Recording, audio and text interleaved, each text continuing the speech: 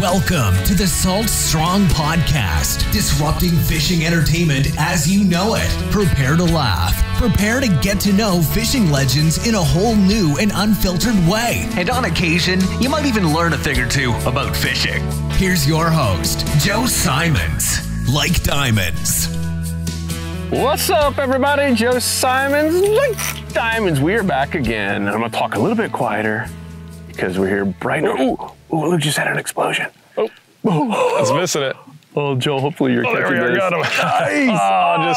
Just got off. So we're fishing with the Moonwalker. We got TOPWATER on. We even got a little Dr. Juice on the back of this TOPWATER lure. And we are fishing a mangrove point here. Sun's coming up, beautiful morning. And we just got here. Whoa, there we are. And already had some nice explosions. All right, Luke is on already. Little snook. Nice Yeah, these are little guys. That's why they weren't getting the hook set. The bigger ones never have a problem, but those small ones will oftentimes pop it out of the water and miss half the time. But what a thrill. Feisty little fella. Well done. So the goal here today is power fishing, and we are going to try to catch a slam. Whoa, jumped in the boat. Before we have to put our sunglasses on, which is always a great goal when you start early here in the summertime. That guy right we did it earlier this week. There's Lukey with a nice little snook if you're listening. And here's kind of the main tip. Take one thing away from this is start early and look for the schools of mullet. Right here in this point, this is where we saw the mullet jumping. And I think, or just flat out fish point. We didn't see much of mullet, but just the fact this is a point. We have the current flow coming out of here. Like this is a textbook spot. This is a spot that it's a must fish whether you see mullet or not. Well, I'm seeing mullet jump. I don't know about you. Well, I haven't seen any. I'm seeing snook hitting my plug. Oh, I don't know about you. Oh boy. I'm just getting big redfish blows. Try real quick. Whoa.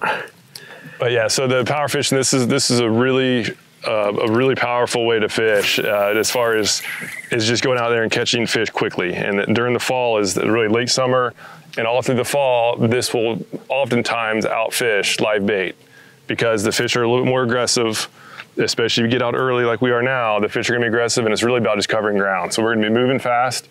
We're moving really fast down the shoreline, got to this little cut, saw a couple mullet jumping. Saw this current going around this point right here, and this is a perfect ambush spot. So we slowed down. We're going to slow down here and maybe pick a fish or two off, and then we're going to not waste any time. We're going to keep going. We're not anchoring down. We probably won't even use the power pole today. It's just going to be kind of just churning through water. And there's some redfish schools starting to form, which they usually do in the fall. And so the goal is just to cover water and then do all we can to try to come across some of these redfish schools. And guess who we passed on the way here? Is that another one? Pull it out there. We passed all the live bait guys. So we're pulling up and, sun's starting to come up and we're about to go to this little area here and we see 4 boats all together and guess what they're all doing? Throwing their cast net, trying to get that live bait. So we're already out here catching snooks. They're still trying to fill the live well up. Nothing against live bait, but man, there's some easier ways to do it. And I think most of them were captains going out there and getting bait before they pick up their customers. But something nice to be said, because we did this earlier in the week for you insiders. You saw our report, same type of area and same time of the morning, same tide, same lures, and we caught an inshore slam, before 7:30 in the morning. And that included, we got onto the redfish schools because we covered ground and got them. And we had multiple doubles on redfish, multiple topwater doubles, which is always awesome. And, so we're going to try to do our best to repeat that today. So they just had a couple small hits on that point. Everything was small, so we're going to keep moving. And now it's really about just looking for signs of life. Trolling motor is staying on. Good thing about these topwater plugs, this Moonwalker, is you can bomb this thing out there.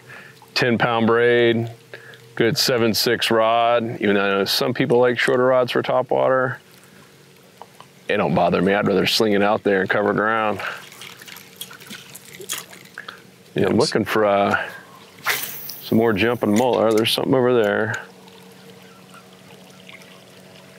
And when you're power fishing, Luke said, it's all about covering ground and then slowing down once you get some strikes. And I might even switch over to a paddle tail. Look at this. This is what not to do. This guy's not supposed to. This is all idle zone. Yeah, the guy's not not supposed to be going fast. Let's see if we can. Whoa. Oh. All kinds of chaos. No, I think I'm under you. Jeez, this guy's busted on camera. Flying it's best when everybody follows the rules. Couple feet of water over there. There's always going to be some people like that. All right, so we're just going to charge across here. Let this guy go behind us. So that happens. So you can film him real quick. So we can at least give this guy a hard time. He's going right where we were fishing, flying through there in an idle zone, and hitting our mangrove line. Yeah, it's just important to follow those rules. They're there for the reason, obviously. In this case, there's 2 reasons for those. It's grass flats and manatees, both of which are obviously important. Particularly grass flats here, this is a lot of shallow water. And just running a boat like that is just not very responsible. So make sure to follow the rules. They're there for a reason. Yep. Sadly, it's not the first person this week we've seen do that. And when you're going by, I mean, nothing should tick us off as inshore anglers. It's precious. It's like gold to have nice seagrass, and you see these people and you see the prop scars, and doggone, you're like, guys, slow down. And you probably would have seen that. Remember, Luke, we're fishing that one area in that one boat, the guy's oblivious. And he's literally like stuck. And he's like, oh yeah, I think we might have hit bottom. Like, you think? Yeah, I think we're about to hit bottom and their boat's already stuck and mud's flying up. Yeah, it's terrible. And we could have thrown a sandwich to them. They were so close. And we're fishing. It's like, come on. It drives me nuts. Yeah, it's an unfortunate thing, but all we can do is try to educate and spread the word. Yep. We do have some nice grass. It's only a couple feet deep here. I don't know if you can see the water here, Joel, this early in the morning. So we're not seeing any mullet yet. Yeah, usually when it's this shallow, you should see some signs of mullet. Even, I mean, we got lucky last time and actually could see wakes from the schools of both mullet and redfish. So a lot of it's just using your eyes and using your rod to cover some ground. And this is a good example of every day is different. So I was actually here yesterday and there were mullet and fish everywhere. And not the case today. So we're gonna have to find them. Yep. That's what power fishing is all about. Yeah, I just heard something. See that little wake pushing? Yeah. So yeah, the key is just to keep the eyes open and just look for any anomaly. That could be a little shark or something, but maybe even a dolphin too. So look for any anomaly. And I get the question a lot of, okay, you start with topwater early morning, when to switch. So some people, there's a lot of different rules out there. There's never like a one size fits all. I usually switch and when it stops working. Sometimes it'll keep working until 10 o'clock. Most of the time it'll stop working around when the sun comes up.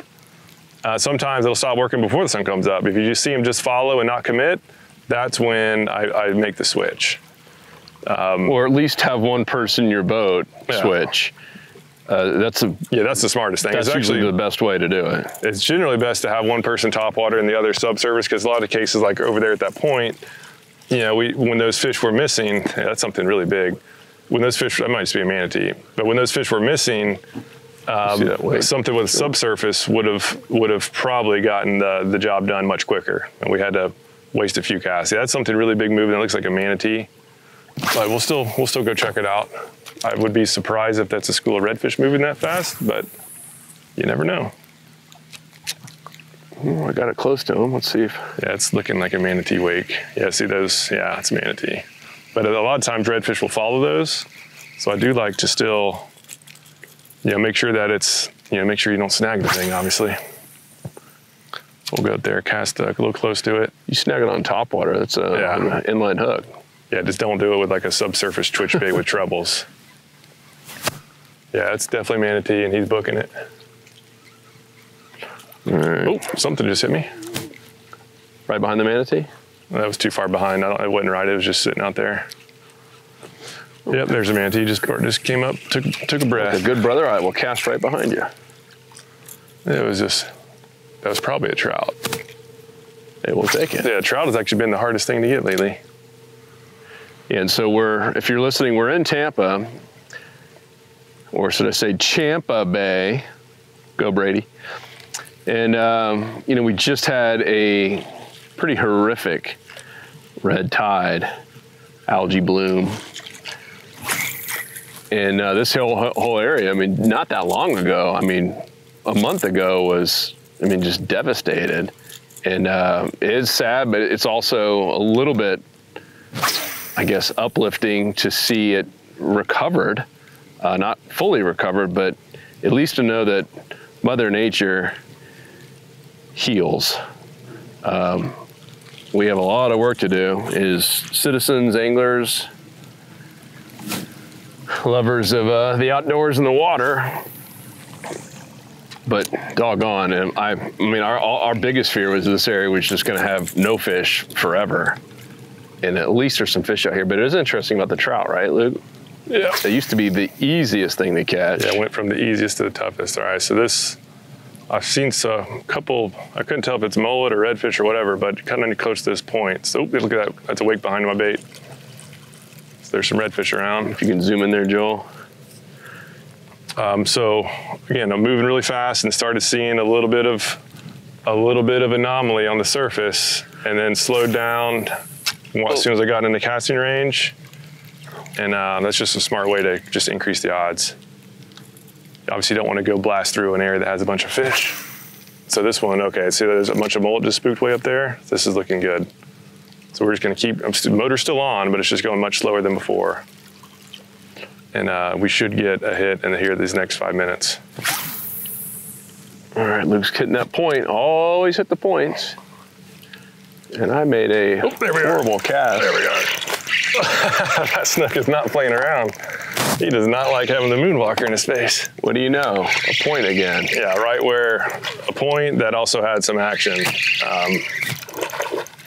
That is, actually this is a nice, is that a trout? Yeah, this is a nice trout. Do you see the thing jumping like a snook? That was crazy. That's really cool. All right, so we just got the most difficult of the slam. Oh, it just got off quick. But anyway, we're gonna let him go. That was really cool. Did you see that thing jumping? That was insane. Caught on camera. That was insane. I would have sworn that was a snook. That trout went completely airborne. Yeah, it's rare that trout jump like that. Oh, and I just hooked a rod back there. Oh. This is, we do this live, so you see the good, the bad, and the ugly. Now, hey, can you move your line too? I got it. Yeah, you're caught in my line. Yeah. Well, this is what really happens. Yeah. You're fishing with the Simons brothers. Every once in a while you catch a rod or two, you know. It's like if you don't catch the mangroves every once in a while, you're not casting close enough. And if you don't hook a rod every so often, you're not casting enough, so. That doesn't make any sense, actually. I've never even heard that. Yes. Learn something new every day, Joe. Yep. Yeah. So since Joe didn't notice it, there was a bunch of mullet out there. And so this should be hopefully catch number 2. I'm still gonna hit this point again. 3, I should say. I can't believe that was a trout. I would have sworn that was a snook. Ooh, do you guys hear that? Yeah, so we have some mullet activity. So now, again, now we're in the zone. This is totally different area than where they were yesterday and even the day before. And that's another reason you can't just keep going back to the same old boring spots over and over and over and over again. We've seen was this little fry bait or definitely some little dimples in the water. This is all the kind of stuff that you want to see. And we had a killer day, back there earlier this week. And had we done what we used to always do and what most anglers do, just, hey, let's go sit at this same old spot and anchor down, we would have been in the dead zone. And if you're anything like us, I'm gonna be in the 90-10 zone. If you don't, I just hooked a leaf. You don't know what that is, mullet jumping over there. 90% of all feeding fish are in 10% of any area at any given time. And the zone moves is the bad news. Yeah, fish have tails, they're gonna move. Tails and no fences, we always say. Yep.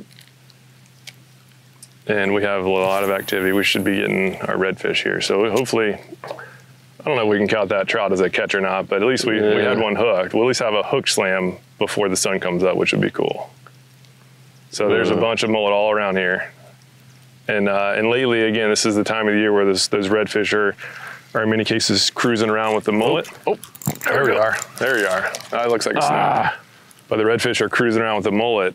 And so it's just been really, really helpful to just get out here, get out here early and ideally have a calm day like this where you can see everything. This is like perfect conditions. So that was a little snook I just had on. Even though they're not where we thought they'd be, we eventually... They're kind of right out here in the middle. I don't know, Joel, can you zoom in over here and just look at all these little dimples? Yeah, basically, directly in front of the boat, there's some. I'll cast over them here in a second. So like right up there, the little tail sticking up. Those aren't redfish. Those are mullet. But a lot of times those redfish will.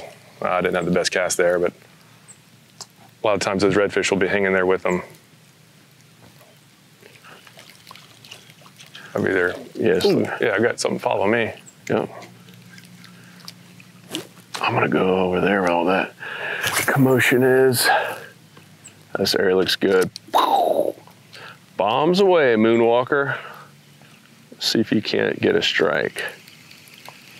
There's just something so cool about having a redfish follow up your topwater and just come up and crush it. Yeah, they'll like submarine behind it. It's especially up in this shallow water. We're only like in a foot and a half of water. This is shallow stuff. So they can't really get down under and shoot up. They basically have to come up from behind. They submarine and just slurp that thing down. It's awesome. So some of you might be wondering, hey, if you're watching, why aren't you guys in the Pathfinder? Why are you in the Maverick? Answer, Luke? Oh, just because this is a long distance from where the Pathfinder is. And it's easier to do this type of fishing with a smaller boat. Ooh, that looked like a tailing fish there. All right, that looks like the school reds. All right, so yeah, Joel, make sure you get can you see her up there ahead of us? Hopefully we can get a topwater hit on a topwater strike on camera. But this smaller boat it's quieter up in the shallows, so we can move. We can move fast. I just had something follow me all the way up here. We can move fast without spooking fish. This one should get slurped down by a redfish. Joe, cast to the right, and hopefully see if we can double up. If that's reds, all right, watch out there, Joe. I don't want to hook you. If that's reds, we're going to be in really good shape. Yeah, this boat is just quieter. It can move faster. Look at that. You see that wake? That's a nice fish. You guys see that wake? There's a bunch of them. There we go. Nice. Dang it. Can you see that wake, Joel? Oh, awesome. baby. All right, let's see if we can get it. Dude, that's a nice one. Let's see if we can get one of his friends.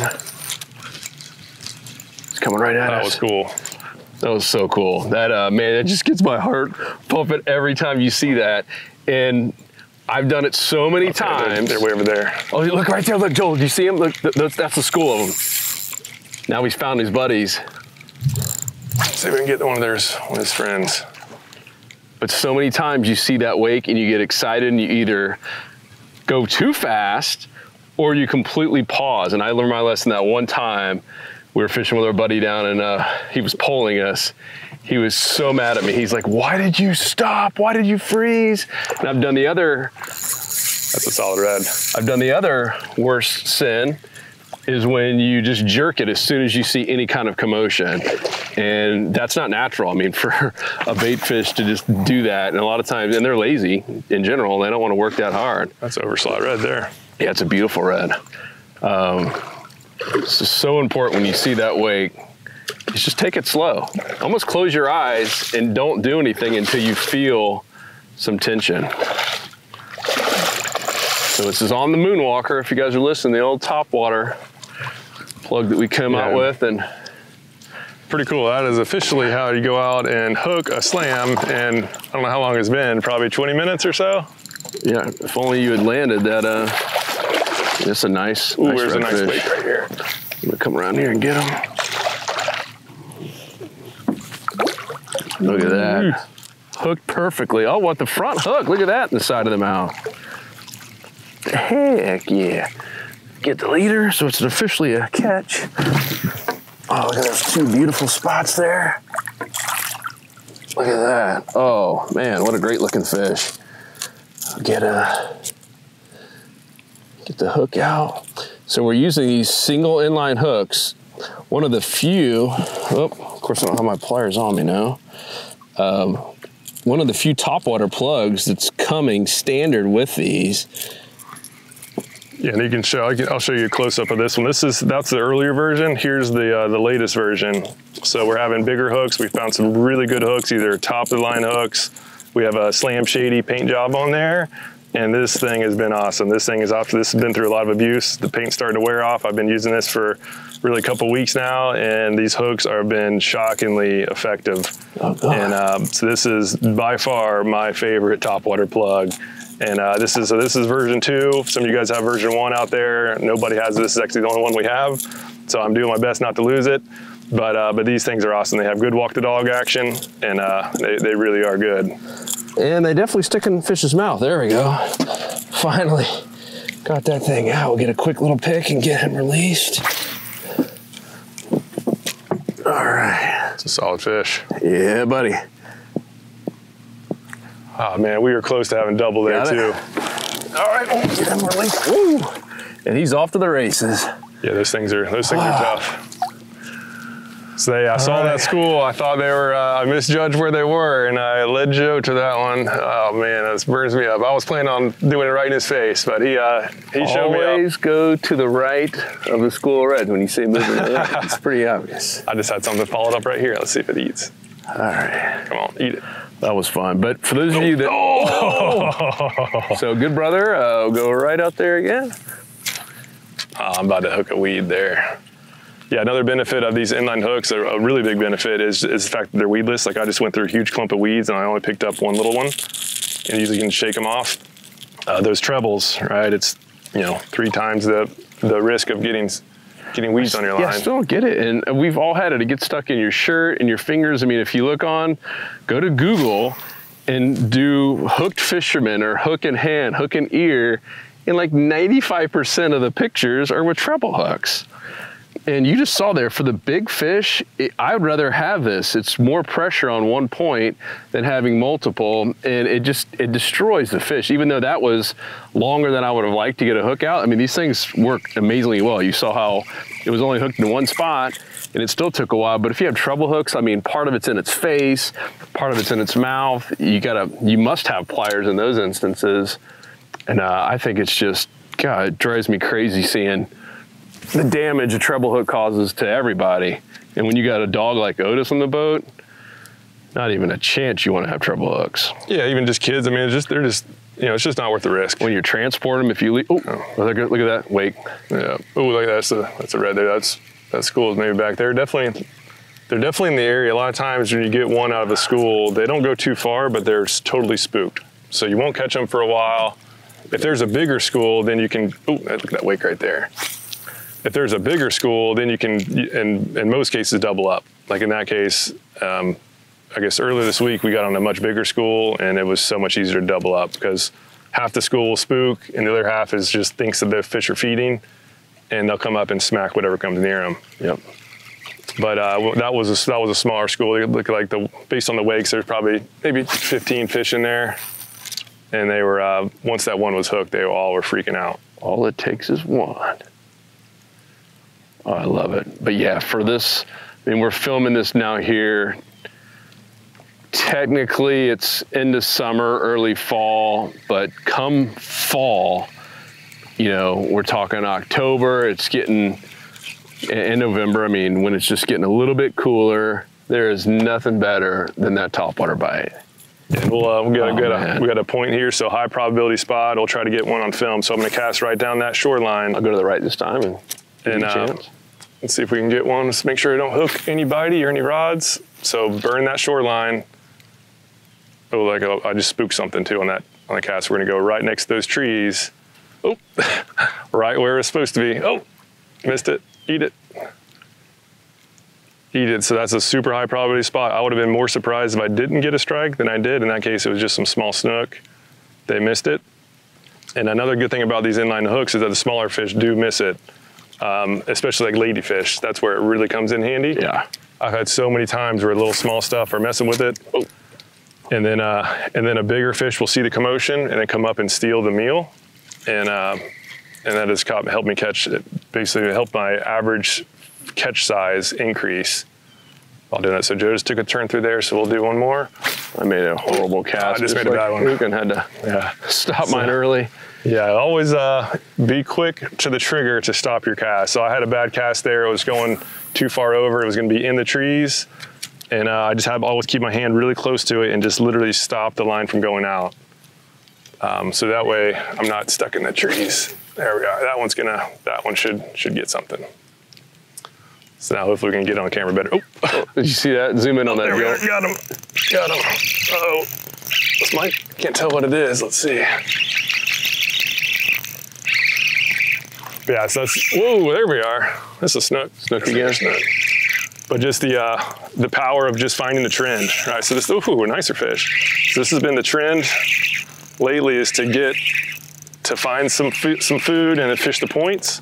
You know, obviously the trend changes throughout the year. That's part of our insider club, is we just make sure that everybody's dialed on the trends. I've been preaching this trend for the last month. And we probably have a little bit more longer to go with it, but pretty cool. Really tough to beat.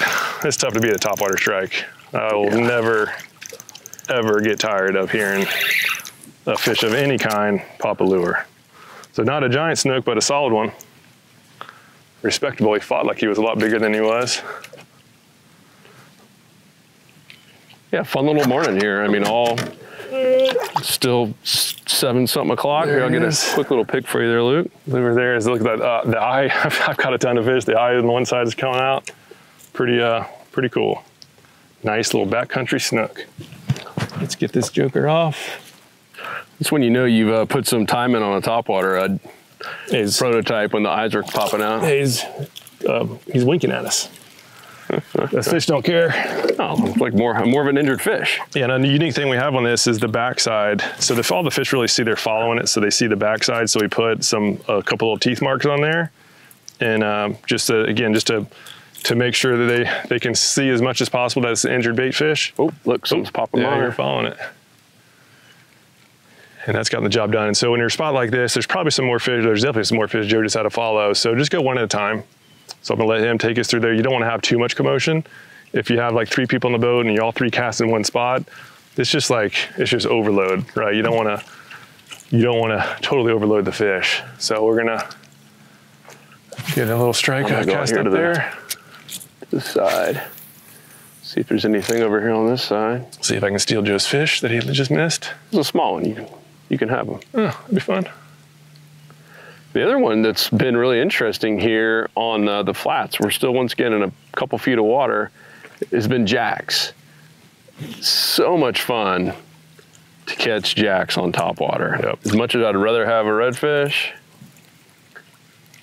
there is something fun about having those jacks. They hit so hard, they fight so hard. What's that dude over there getting bait? Yeah, I think there's a mullet guy back there. We'll get some mullet guys. Come on, baby. Oh, there's something just so cool about the sun coming up here and seeing that top water. I hope the camera picked up the wake of that redfish. Yeah, that's tough to beat. Those reds, when they get fired up and hit top water, that's the ultimate. So cool. All of them are awesome, but the redfish probably takes the cake, just because they're not designed to do it. They're not very efficient, so they have to really get after it. They have to be totally sold. Wonder why I'm not casting. I'm just sitting here waiting. We're going around a bend here. If you're listening, we're going around a mangrove point. Luke is going to go for it. Oh! So here's another great reason about not having treble hooks. Luke just cast, beautiful cast, but his line just caught the end of a tree branch. So we'll do a little hoorah and one little. Look at that. Whammy kablammy. So yeah. Whereas treble hooks, that probably wouldn't have happened. Yeah, you can get a lot more aggressive in your casting. Yep. Ooh, man, big wake right there. So Luke just took it. That's a school of fish too. Let's see if they can turn. Ooh. Oh, I'm on. Oh, they missed it. So we got a school of fish heading out. They didn't. I got the sun in my face, but that was, golly, that was awesome. Let's see if I can get ahead of that school. Where I'm at, I missed the. All right, we're definitely ahead of them now, as long as they don't spook them. A good thing about these topwaters is they launch. I'm gonna go back after whatever just hit my. Throw a. Go on this side. Ooh, I'm going right over them. Yeah, they're spooked off. Dang, those are reds too. Man, that was only like 5 or 6 fish. Someone's behind mine again. You see? Oh yeah, heck yeah. That's probably red there. It's following. So this is the time when you start seeing this, that now we've got to think, okay, we're probably better off going away from topwater and going subsurface. If we see a couple more follows without a strike, we're going to switch over to the bomber. And what the bomber is, it's a paddle tail. The same issue. Look, yeah. The bomber is a paddle tail that's about the same size, but it's subsurface, so it's under the water. Look at this. It's going to go right next to that mangrove tree. That should get hammered. But the bomber subsurface, it's the same profile, right? We've already figured out that these fish are dialed into this profile, to this size. And but the bomber, it'll be under the water, so they can much more easily grab it. Oh, of course you say that. And that was a little small guy. Oh, he's still following it. That was like a 12-incher. So yeah, if I see a couple more follows, I'm going to be quick to switch. I'm hoping to get a slam on topwater, is why I haven't switched yet. The fact that it's so calm, the subsurface is usually the way to go once that sun comes up.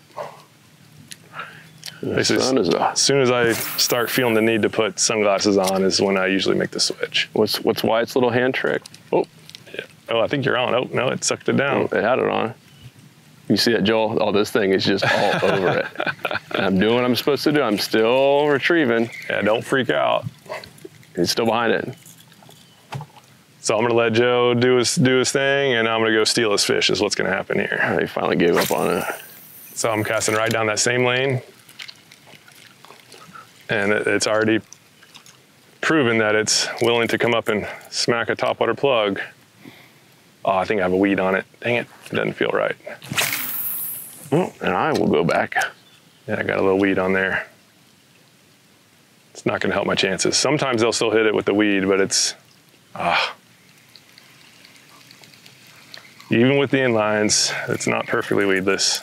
Yeah, but the bigger fish, you're usually not gonna hit it with a weed on it.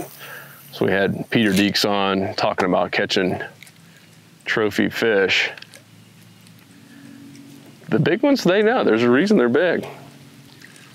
They've seen it all. They look a little bit closer. They're just like old wise parents who's fallen for the tricks before. Well, the fish aren't as smart as we give them credit for. Those big ones are smarter than the small ones, which will sometimes, when they're in a feeding frenzy, will hit anything, including a Lego, as that one video demonstrated. All right, this is my last cast with topwater. Because I'm seeing we're spooking off fish that I know we casted near, and now we're having some follows without strikes. Having a of course you say that. Yeah, maybe I'll go a little bit longer without it. Because it sure is fun. Eat it, eat it. Oh, look at Joe stealing that fish. Unbelievable. Oh man, almost did it right in your face. If you steal that from me. It'll be hilarious. It's a small one. If it was a big one, I would have not done that. Yeah, sure you would. Yeah, that was, we'll have to do one. We can't do a last cast with a strike like that. But yeah, again, if the smarter play actually would be to go subsurface, because that snook is active, it's showing where it is. And if we were really trying to maximize our catch, then one of us would have a bomber, and then just throw that bomber through there, and that's almost like guaranteed to get smacked. Yep. And the hookup ratio is so much better with subsurface. There's although there's only one hook point, it's just the hook and soft plastic. And I'll go ahead and make the switch. Cool. Well, guys, I think we're going to end it here while we switch over. Might even do a separate podcast if you'd like to see that. Let us know worst or best case scenario, I guess, really. There's the old Dr. Juice. Yeah, so we're going to end with a very important note. I've never been a scent guy at all.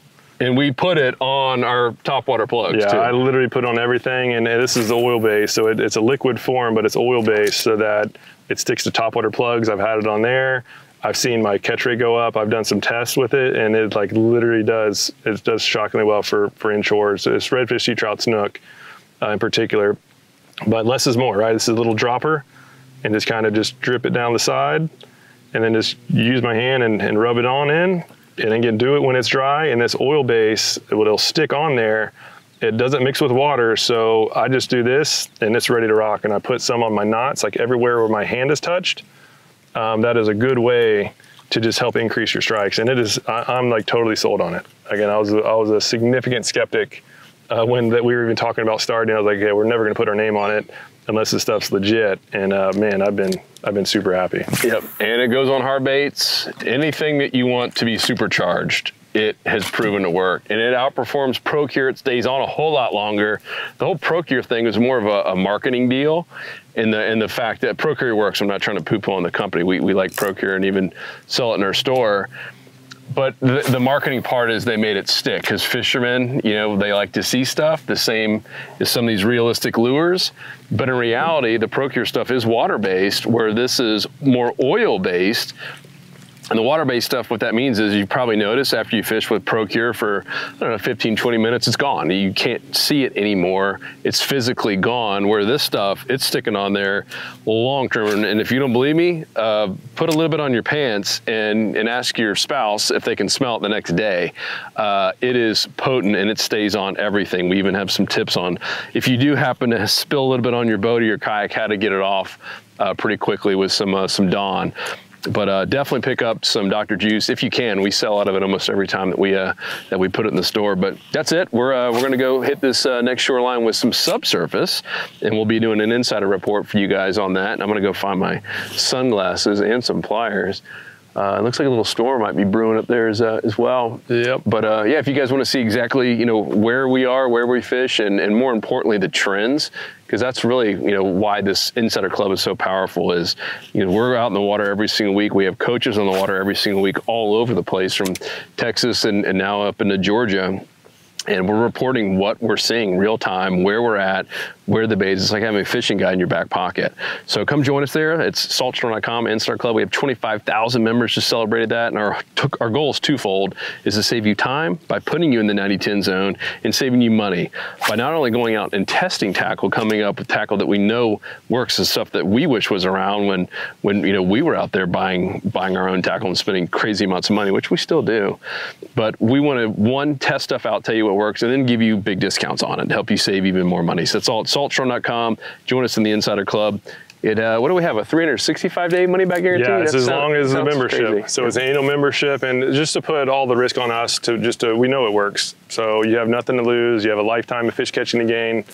Try it out, join for the year. And again, if even on day 364, if you somehow don't think that it's the best investment in fishing you've ever had, just let us know and we'll give you a refund. No questions asked. We know it works, so just highly recommend just trying it. Yep, and you have nothing to lose. And it's for anyone, whether you're in a boat, skiff, kayak, paddleboard, shore, pier, jetty.